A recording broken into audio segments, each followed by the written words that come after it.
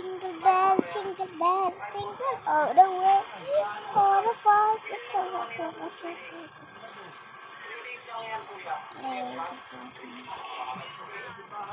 nasa taas pala.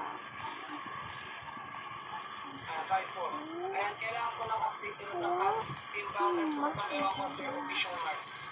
Kaya lang po, ang bilang natin dito is previous sa Black Knight Life, okay? Previous sa Black Knight Life. And what you see is what you get tayo dito.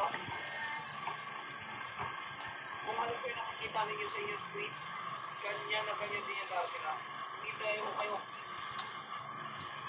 Ang tawag dito guys. Ipapalis ka po. Papalis ka po.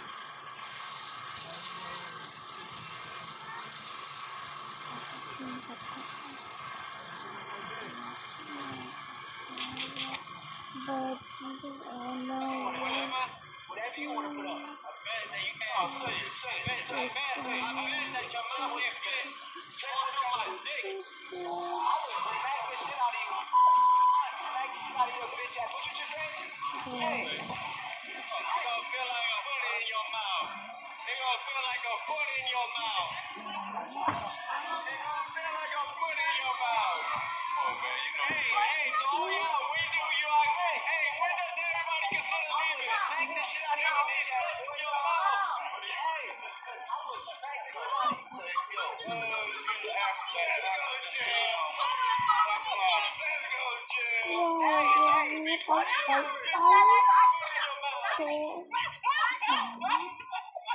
Everybody get rolled up.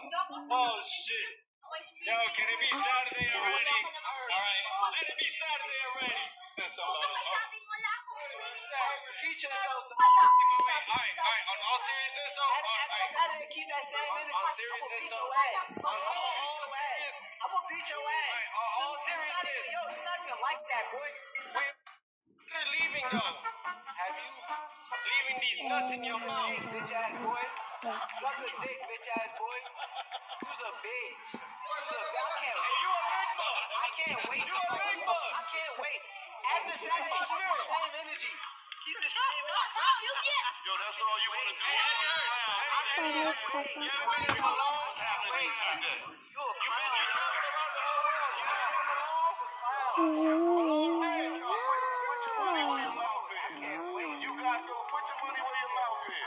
Hey, I'm starting to think you're a little suspect, boy.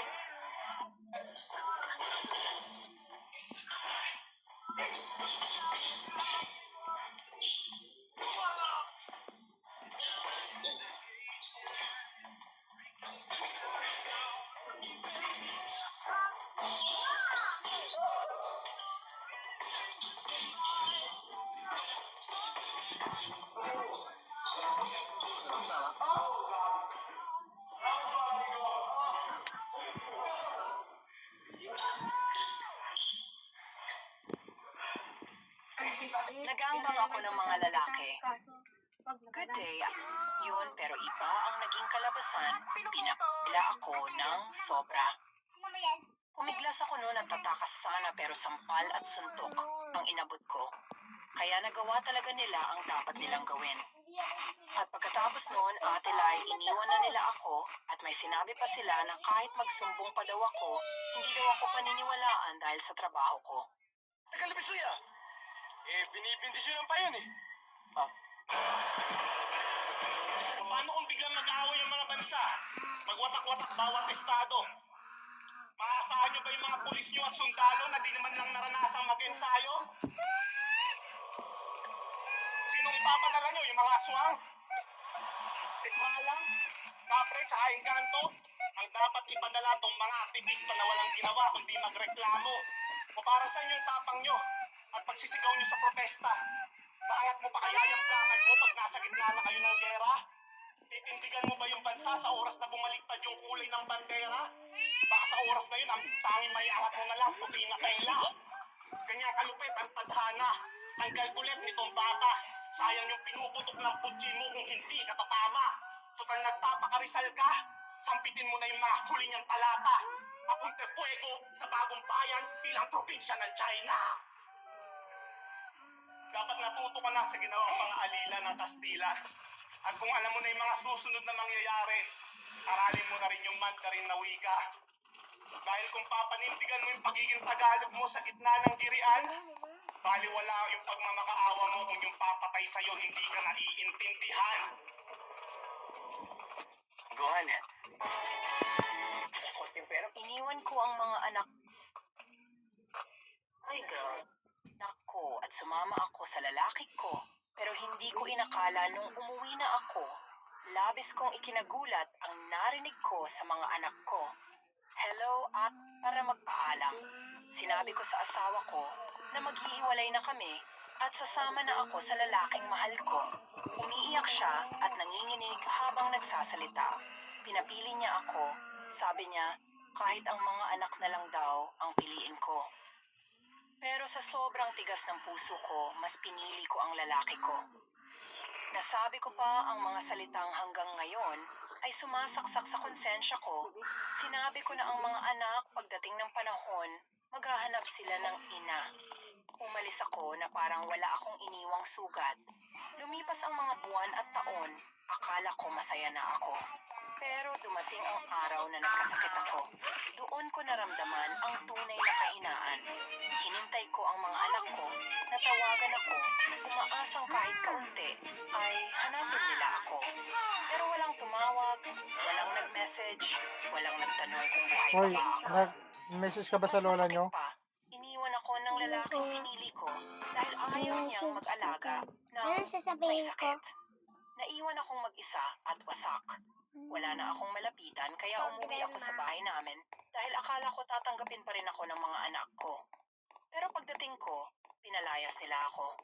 Sinabi nila na hindi na raw nila ako kailangan, tanggap na raw nila na wala na silang ina, at kahit ano raw ang mangyari, hinding-hindi na nila ako hahanapin.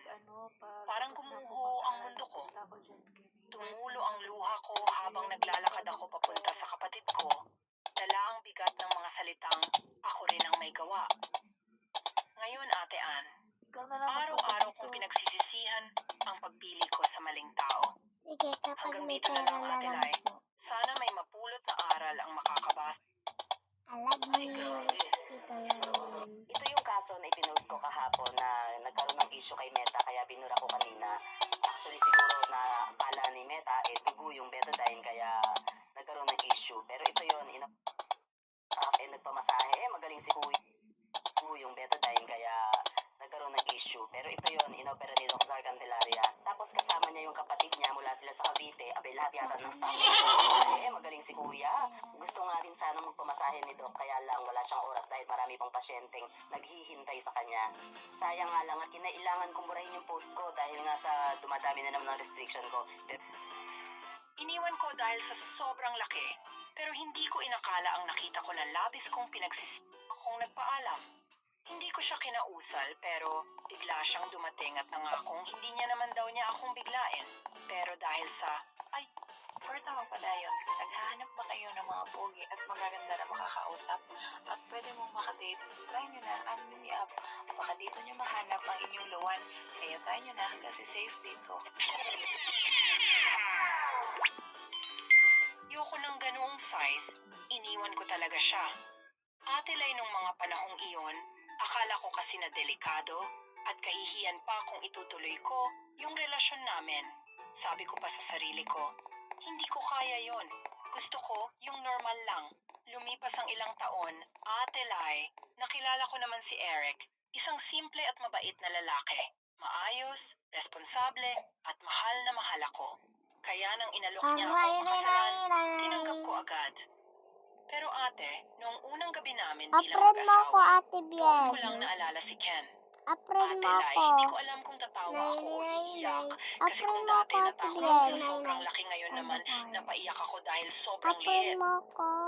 At as in, Bala parang ka dyan, thumb drive lang. nandito na ako. Ate Lai, wala akong maramdaman kahit anong effort namin.